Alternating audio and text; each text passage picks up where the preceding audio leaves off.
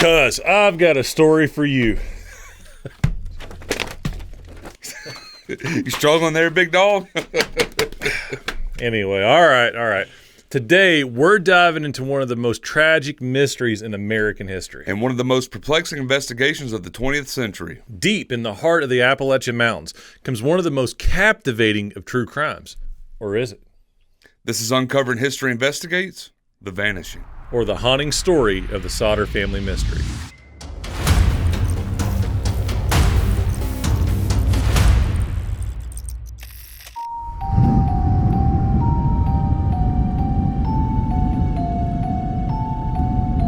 Buon permicino, benvenuti al corpo la sorte investiga, dove scamina a profonditano gatto della famiglia Sodder. A cat? You want to tell stories about people eating pet cats? No. That's what you just said. That's not what I said. That's what you just said in Italian, man. I know this. I'm like 120th Italian, man. I can speak a little bit of that stuff. And you said Gotti. That means cat. You want to tell stories about people eating pet cats? No, Gage. Gage, this is a story not just about a tragic family from deep in the heart of the Appalachian Mountains. This has so much more tied to it. There's suspense. There's this Italian family connection all the way back to 1945. We've got to bring in the concept of Italian immigrants into the story, or else it's not going to make sense. All right, I get that. But what does that have to do with people eating pet cats? That's not what I said. You're going to scare away our viewers, man. This is a history show, not Animal Planet. Do you want me to start over then? Sure. All right. Good evening on Uncovering History Investigates. Nope. English. Please. English. I am. That is English. Okay. English with your normal Kentucky dialect, please. All right. Okay. Let's just get into it. On Christmas Eve, December 24th, 1945, a fire destroyed the Sodder residence in Fayetteville, West Virginia. It was occupied by George Sodder and his wife Jenny, along with 9 of their 10 children. The fire broke out in the middle of the night. George, Jenny, and the 4 children were able to escape, but unfortunately 5 of those children, we believe, perished within the fire. There are clues that may support the belief that the children survived. The Sodders themselves pointed to a number of unusual circumstances before the night of the fire. First off, George did not believe the Fayetteville Fire Department's finding that it was an electrical fire. He had recently installed a new electric stove in the house and had the house rewired and inspected shortly before the fire began. George and his wife suspected arson, leading to theories that the children may have been taken by the Sicilian Mafia, perhaps in retaliation for George's outspoken criticism of the fascist government of his native Italy. Mafia? In the heart of West Virginia? Yeah, man. I mean, it makes sense. Look, this is right at the tail end of World War II. You had a lot of Italian immigrants here. Some of them supported Benito Mussolini. Some of them didn't. So I guess if you were an outspoken critic of Benito Mussolini, you could anger some of the people who were supporters of Mussolini, and you could be on their list. So what you're saying is, I got a guy who can do this thing, with these people. You know what I'm saying? No, I do not know what you're saying. George Sodder was born Giorgio Sodder in Sardinia, Italy. He immigrated to the U.S. when he was just 13 years old with his brother. But as soon as they landed in Ellis Island, his brother did a 180 and went straight back to Italy. George never talked about why his brother left or why he left his homeland to begin with. But what we do know is that at a very young age, George was a very hardworking and ambitious person. At the age of 13, he took a job working for the railroads in Pennsylvania, initially just carrying water and other supplies to the workers on the railroad. He eventually continued to save and worked very hard to get to a point where he started becoming a driver for a trucking business and transferred from Pennsylvania to Smithers, West Virginia. That's important because in Smithers, West Virginia is where he met this girl named Jenny Cipriani, another Italian immigrant who had come over here with her family when she was a little girl. He ended up falling in love with Jenny, and then George and Jenny got married and they started the Sodder family. Now, they ended up moving from Smithers, West Virginia to Fayetteville, West Virginia, a larger town with a larger Italian society. So this all took place in West Virginia. Exactly. This whole story? Exactly. Oh, yeah. Well, I'm from Louisiana. Right. Have I told you that before, man? Anyway, the Sodder family settled down in Fayetteville, and they purchased a 2-story house about 2 miles outside of town. And that's where they had and raised their 10 children in an upper middle class lifestyle. Now, for almost all accounts on the outside, George and Jenny and their family were very much living the dream as a middle-class American family. They had achieved all the things that George had set out to do at this point. Jenny was happy and their children were healthy.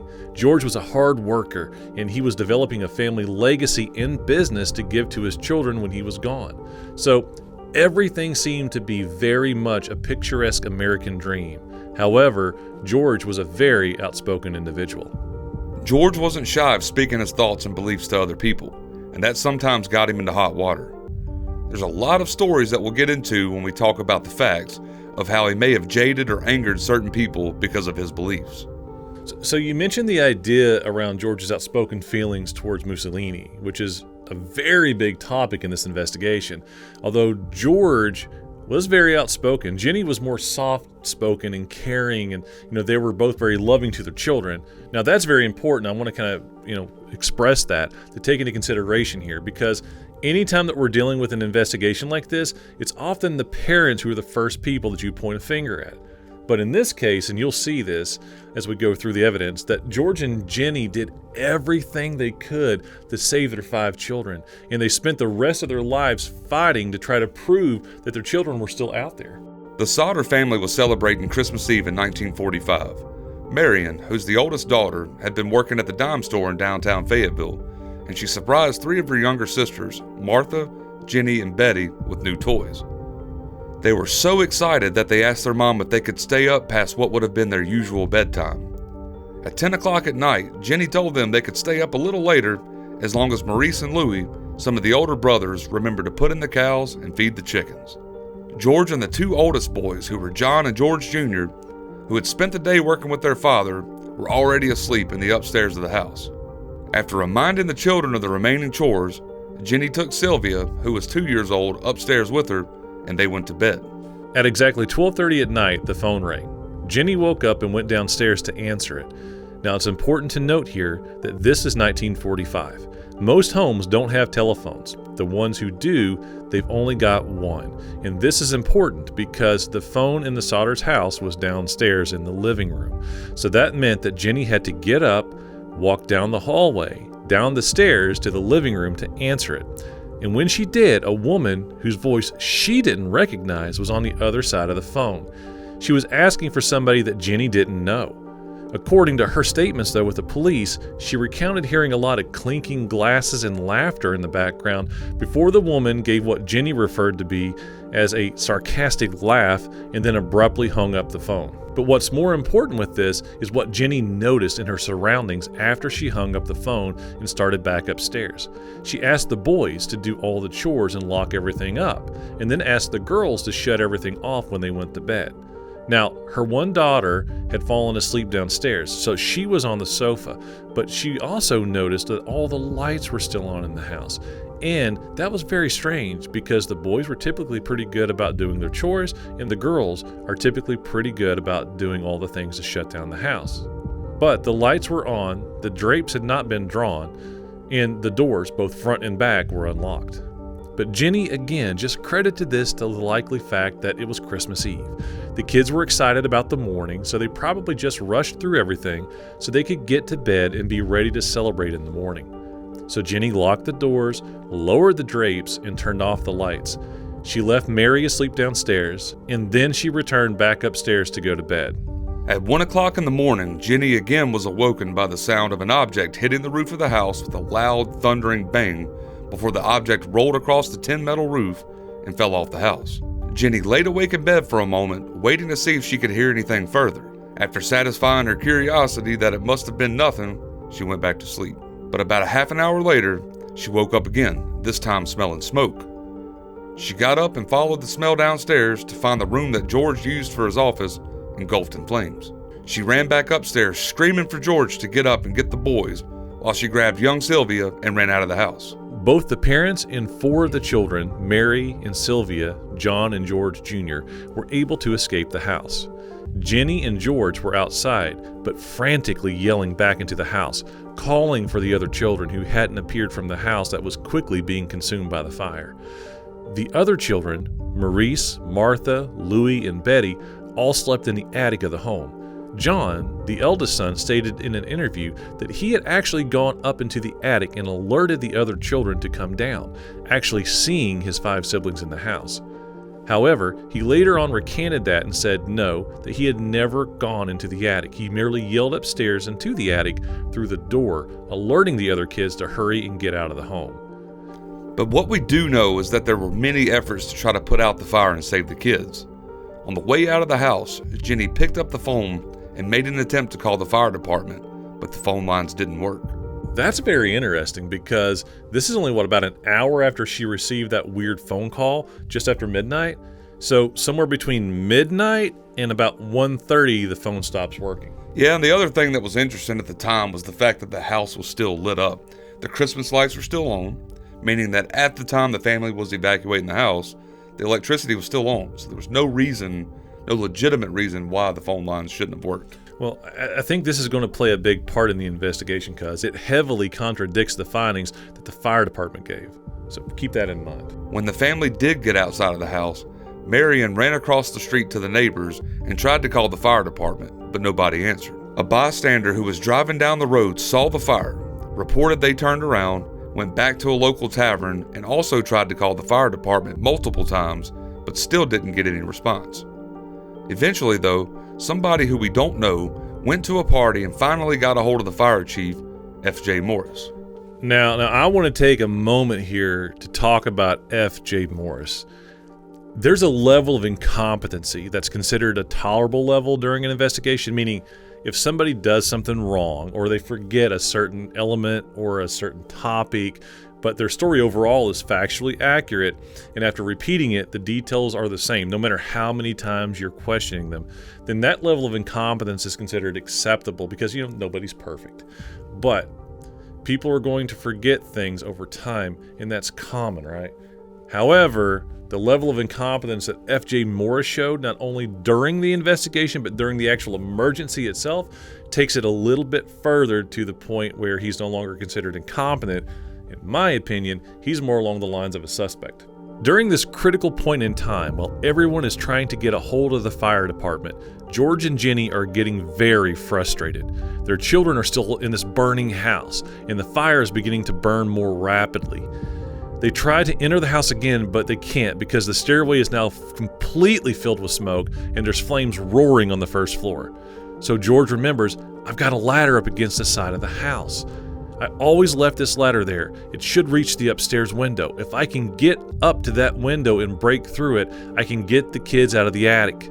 So he ran around the burning house to grab the ladder, but the ladder was gone. George's next thought was, I've got my service trucks. We've been out working all day. My trucks are parked right across from the house. Let me go start one of my trucks up and pull it next to the house. I can climb on the roof of my truck, get into the house that way, and save my children. George was very meticulous about keeping his trucks in good running order. However, on this particular night, neither one of the trucks would start. We mentioned earlier that the parents are always the first suspects in a situation where children are missing or have passed. But in this case, George and Jenny did everything possible they could to try to get the remaining children out of the house. George actually tried to scale the side of the house himself and cut himself up pretty badly trying to do so. In the end, the house took only 45 minutes to burn to the ground and collapse upon itself, and all George and Jenny could do was stand there and watch while they held on tight to their 4 remaining children, watching the house crumble to the ground in what they had presumed was the final fate of their other 5 children. The fire chief, along with the rest of the fire department, finally arrived, but they didn't get to the house until dawn, hours after the house had been fully consumed by the flames. During the investigation, F.J. Morris claimed the reason why it took so long, even though he was personally notified early in the disaster while the house was still standing, was because he didn't know how to drive the fire truck, and he had to wait until somebody in the volunteer fire department showed up who could actually drive it. In my opinion, this makes no logical sense. That's bull. Well, whether it's bull or whether it's a bullish, the fact is that there should not have been an incompetent person acting as a fire chief who didn't know how to drive a fire truck. Yeah, I'm sorry, man. I'm not buying that story for 1 second. You're a fire chief. You can't drive a fire truck. That sounds very suspicious. Unfortunately, though, where we are in this case right now is the house is burned to the ground, the Sodders are devastated, and now they're going to have to go through the process on Christmas Day of 1945 of digging through and sifting through the ashes looking for the remains of their 5 children who have tragically died there. But that's not exactly what happened, and that's not exactly what they found. The evidence is very inconclusive and indecisive, and there's a lot of holes in the initial investigation and supporting facts, as well as a lot of questionability about the competency of those investigating the case. Nothing within the investigation details actually closes the case or even comes close to doing that.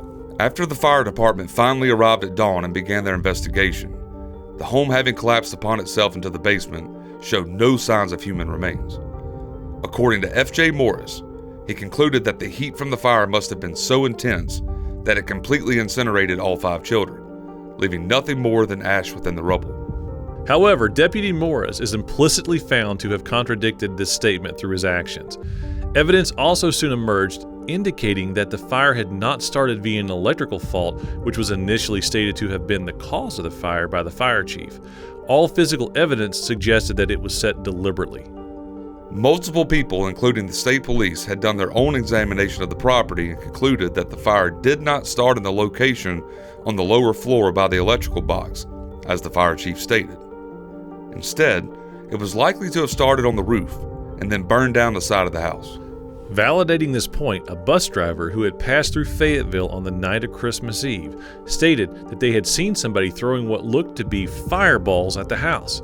This was also substantiated a few months later when the snow had melted and Sylvia, the youngest child, came across a small, hard green rubber-like ball in the brush nearby.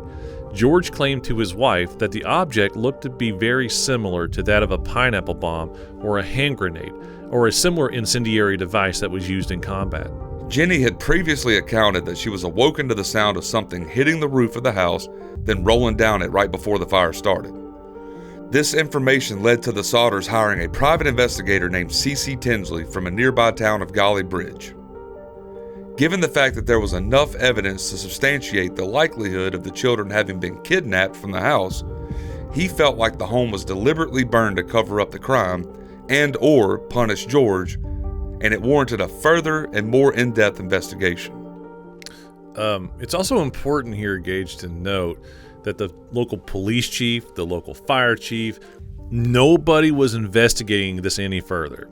They had already stamped it and concluded 100% that the children died in the fire and it was simply a tragedy because an electrical fault happened in the house, and they just wrote it off. Yep, it was an accident caused by an electrical fire. Case closed. Yeah, but we're getting ready to find out that that's not necessarily the case, that there's a lot more to this story. C.C. Tinsley conducted a much more thorough investigation and found that there were rumors being spread around town that Fayetteville Fire Chief F.J. Morris was going around town stating that he had actually found remains in the ashes, contrary to his initial statement that he didn't. Morris was questioned about these accusations, and he stated that he had found the heart of one of the children, which he later packed into a metal box and secretly buried it without notifying the family. Morris apparently confessed this to a local minister as well, who in turn confirmed this directly with George. With this new information, George immediately went to the police, and Morris ended up taking them directly to the place where the metal box had been buried, and they dug it up. This metal box was taken to the Fayetteville funeral director, who examined it and came to the conclusion that in fact it was not a heart, but a fresh beef liver that had never been exposed to a fire. More so, rumors circulated around Fayetteville that Morris had afterwards admitted that the box with the beef liver had indeed not come from the fire originally, but rather he had supposedly placed it in the ashes of the smoldering house in the hopes that the Sodders would find it and be satisfied that the missing children had indeed died in the fire. Afterwards, he went back and retrieved it and then buried it nearby. I don't trust this fire chief at all. Yeah, you don't? I don't. And I'll even go as far as to say it doesn't make any sense that somebody could be this incompetent. And now he's here planting evidence, flat out trying to cover it up. This heart and the tin can, no. Let's look at the facts surrounding F.J. Morris. He can't drive a fire truck. I'm a little bit skeptical of that. The concept of him hiding evidence inside of an actual burning house, the fact that he's lying to the media, the fact that he's recanting himself to this, the fact that he's writing it off as an accidental fire, even though many other sources are saying that it wasn't intentional when there's evidence to support an intentional fire. Well, none of that is saying to you that this guy might not be on the up and up? It's the fact that he cannot drive a fire truck. I think that's bull. Even in the 1940s, I do not see how it's possible for somebody to be a fire chief of a firehouse and can't drive a fire truck. It would be one thing if that was a benign thing to the situation. Gage, yeah. Hold on now. It would be a benign thing if this wouldn't be a thing if it didn't affect the outcome. But he couldn't get out there until the morning time. I got it. Bull. No, I got it. Let's just continue. Let's continue on the case. What's even more concerning is regarding the fact that the phone within the Sodders' house was not working during the fire, even though a phone call had been placed to the residence just 1 hour prior to the fire. Initial reports from the fire chief stated that the power and the phone lines must have been burned through at the time Miss Sodder attempted to try to call for help. However, this was immediately discounted by Jenny herself, who stated that she remembered the lights were still lit on the Christmas tree and the other lights were on when they ran out of the house. This led George to reach out to a telephone repairman who came out and inspected the remains of the property. The repairman found that the line had been cut 14 feet up the pole, and the individual would have had to have stretched more than 2 feet away from the pole to cut the wire. This also substantiated the facts surrounding the missing ladder from the house that night, which was found 75 feet away from the home, laying near the utility pole, and it would have been needed in order to cut those electrical lines. Yeah. Now this is where it gets more interesting to me, because there was a man that was actually caught and who was identified as having stole a block and tackle out of the garage of the Sodders the night of the fire, shortly before the fire happened. Yep. Hold on a minute. Let me get my tinfoil hat on. I wish I had it. This all sounds like a big damn conspiracy here. Now we got a guy stealing a block and tackle. What's going on in this case, man? We have a possibly corrupt fire chief, Italian mob involvement maybe, and now someone at the scene of the crime right before the fire happened, but this is somehow considered an accident? Whoa. Well, look at it from an investigative lens, Gage. I think all of this is going to sort out and kind of tie together. So let's just dig a little bit more into this man who was stealing the block and tackle the night of the fire, because he was also the one, by the way, who admitted to cutting the telephone line. The man who neighbors had seen stealing the block and tackle from the property around the time of the fire was identified and arrested. His name was Lonnie Johnson. He admitted that he had been the one who cut the phone line, thinking that it was the power line, in order to steal the block and tackle, but denied having anything to do with the fire. However, no record identifying the details around him beyond that statement he gave actually exists, and why he would have wanted to have cut the utility lines in order to steal block and tackle from the garage. It was never fully explained. Jenny stated during a 1968 interview that if the power lines had been cut, her husband, along with the 4 children, would have never been able to make it out of the house alive. Given the smoke and the fire in the house, they needed lights in order to find their way out. Lonnie Johnson also admitted that he was with another man, David Atkins, who managed to avoid charges of theft by joining the Army. The 2 men arrived in a taxi, according to their statements, from a party at Lonnie's apartment. But Lonnie did not know the name of the taxi driver, and no taxi driver was ever interviewed to support this statement. Wait a minute, man. Wait a minute. We know that Jenny woke up at 1 a.m., right?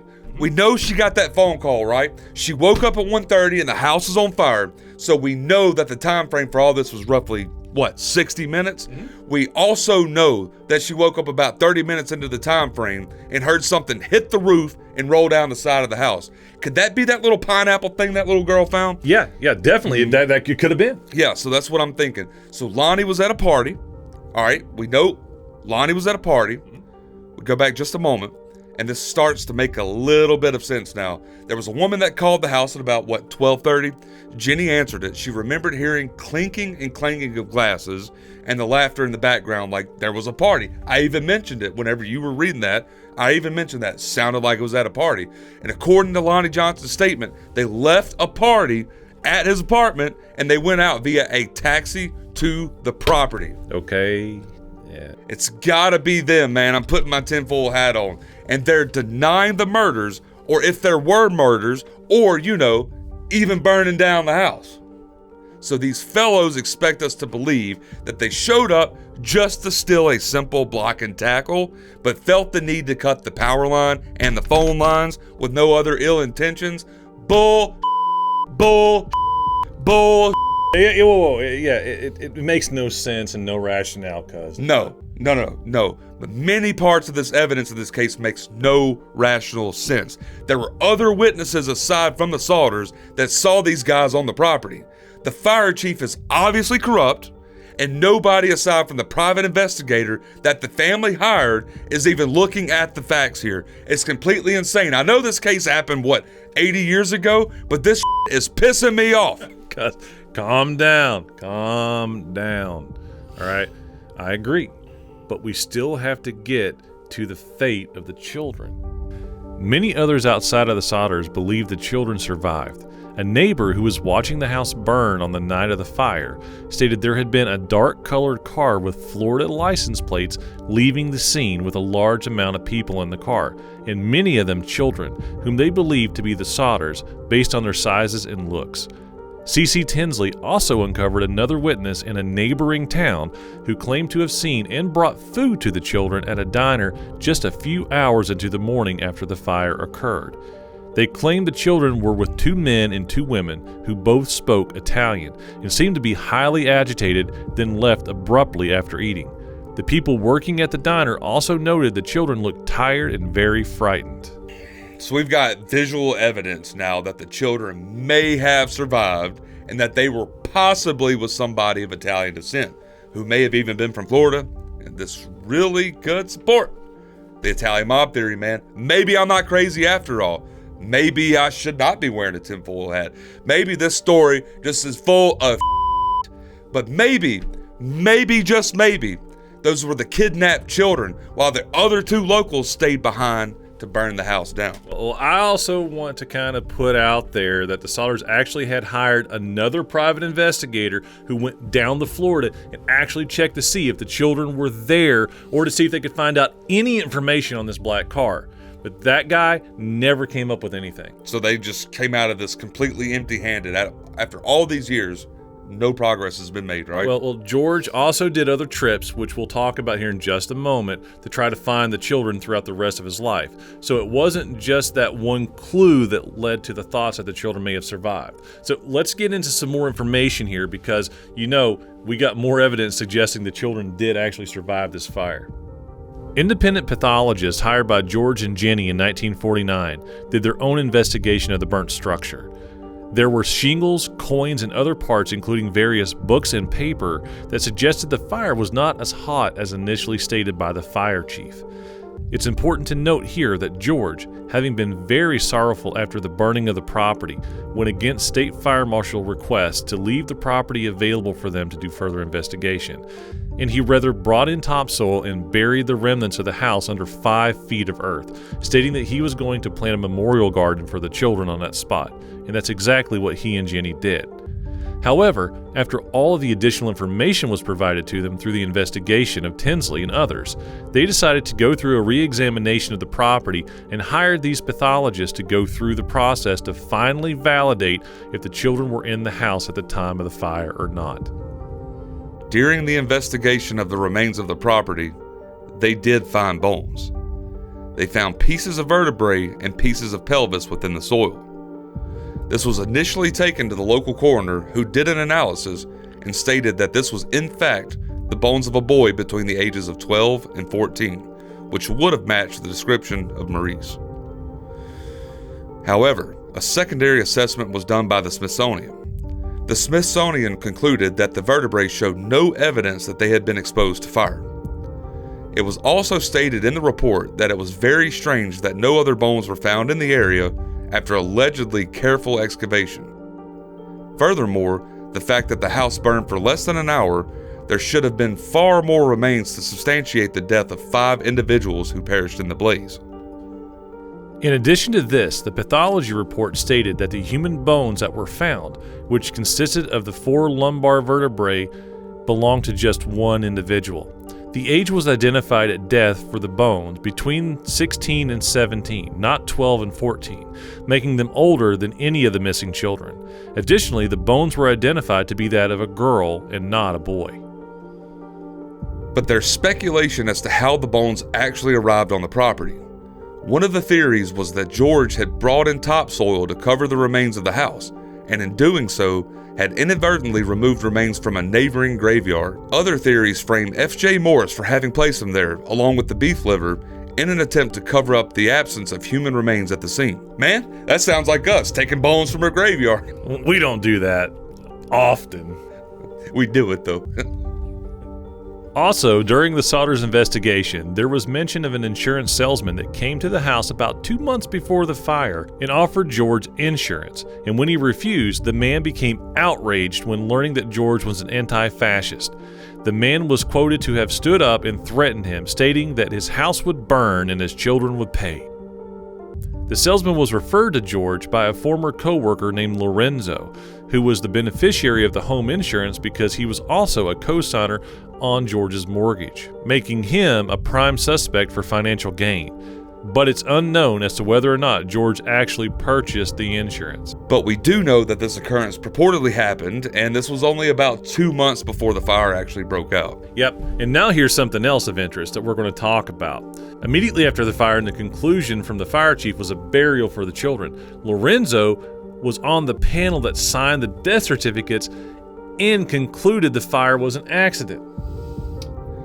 So a guy who had potential benefits on the loss of the property rules it himself an accident and potentially collected money from it. This just keeps getting crazier and crazier. Precisely. Motive. Conspiracy? Do you think all these people are collaborating together? Do you think that they were conspiring against the Sodder family to kidnap or murder these 5 children? You think they're all working together on it? I mean, why would they leave some of the children alive? Why would they go through all this trouble and still leave some of the children? Yeah, possibly, but hey, you're the one that said it was likely the mafia. No, big dog, I said it was likely the Mothman. Good plug. But actually, I'd have to say maybe not, because the Mothman was in Point Pleasant, West Virginia. It's about 20 years in the future from this case, where we're a little bit behind that time period. But it's a good thought. I thought it was a pretty good plug. Check out the Mothman only on YouTube. Yeah, it's good marketing for uncovering history anyways. That wasn't too bad. Yeah. Although investigations from 1945 through 1949 found little additional evidence beyond the speculative reports that were already given, George and Jenny continued to search for their children, refusing to believe that their children had perished in the fire. Additional information slowly creeped in as the years went by. George followed up with leads traveling as far as Texas and New York in hopes of finding his children. But the most pressing piece of evidence was still yet to come. A piece of evidence that was so revealing to the Sodders that it would absolutely blow this case wide open. Jenny received a letter in the mail in 1967, and what she saw shook her to the core. When she opened the letter, postmarked from Central City, Kentucky, she found a photograph that looked a lot like Louis, but just much older. On the back of the letter was written, "Louis Sodder, I love brother Frankie, LLL, boys," and the numbers 90132 or 35. Wait. Hold on. Oh. What are you doing? Give me those numbers again. What are you doing? May 24th. Well, give me those numbers again. 9. I don't know what you're doing, cuz. I have a numbers book. See, it's called Birthday Stars and Numbers, and it's supposed to help you figure stuff out. And because I'm a researcher, I've got to figure this out, and I have this book to help me. So give me the daggum numbers again. What are you doing? I don't know. I'm not a researcher. I'm the equipment guy. You read it. So, 90132 is a zip code that goes to Palermo, Italy. It's believed by many that this is a zip code meant to identify where the children may have been taken to. It's also very important to note that Palermo is in Sicily, which is also one of the residing major regions of the faction of Italian mobsters that was active in the West Virginia region during the time of the burning of the house. After receiving this photograph with this cryptic writing, the family actually hired a third private investigator, and they traveled to Central City, Kentucky to look around and try to see if there were any signs of the background of where the photo was taken or any signs of Louis himself. But the investigation didn't turn anything up. I know this is just a question, but why did they just not reach out to the police? Well, they were afraid of two things. One, they didn't believe that the local police would do anything about it given the history. And two, they felt that if Louis was actually there and it was a mob-controlled situation, that they may be putting him in danger by calling this out and then sending police after him. So they just decided to keep it quiet. Yeah, this is my only critique of the parents in this situation. This was much later. I do think there's a little bit of paranoia here. This was much later. I think they could have reached out to the police here. But I don't know. Who am I to say that? I mean, this is a tough situation. Gage, it's speculation at this point. But, let's just kind of move on and kind of wrap up what they ended up doing, though. Now, I want to step back in time for a moment to 1952, at the site of where the house once stood. The Sodders erected a large billboard here that became locally famous. And this billboard had the photos of the 5 missing children with a $5,000 reward for any information leading to the investigation and the finding of the children and the removal of Fire Chief F.J. Morris. Now, the reward was later increased to $10,000 with the addition of the new photo of Louis and the adjustments asking for the removal of F.J. Morris, who was no longer a fire chief at this time. So George did, in fact, follow a lot of leads. He found some information in a publication showing some girls in a New York ballet that he believed one of them looked like his daughter, Betty. And he actually drove all the way to New York to confront these people to see if this was his daughter. And it was turned away, still fully believing that it was her. Yeah. Another lead came in out of Texas with 2 men actually claiming to be Maurice and Louis down there that had apparently spoken to a woman and confirmed that they were the Sodder children. Now, this prompted the woman to reach out to the Sodder family, and then George went with his son-in-law, Sylvia's husband, and traveled all the way down to Texas and met them. But unfortunately, both the men claimed that they weren't his sons. Now, George left and then went back home, still believing that those men were his kids. But sadly, about 2 months later, in 1969, George passed away, never having found his children.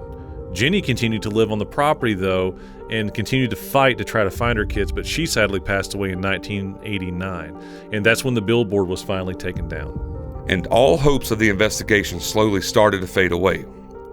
The last remaining child, the youngest of them all, Sylvia, continued all the way through until 2021 when she passed away. She was trying to keep the story alive in hopes that one day it would be solved. So none of these folks ever gave up. The father, the mother, even the surviving children, they never gave up. They never quit looking for their siblings. Yeah, that's true. And that's why we're here today telling the story. Right. We're here to ask for your help in helping with this case. We will continue to investigate this if you want us to do so. And if you want to see us go all the way through with this and dig deep into this mystery. Yep, you got to let us know in the comments below if you want the Uncovering History team to actually go out into the field and hunt down the answers in this case. Absolutely. And also ring the bell to let us know if you like content like this, and be sure to subscribe to the channel. Oh, and don't forget to sneak in during the night and steal the like button away with a single click, and then tell all your friends what you did on social media. Thanks for watching, and good night.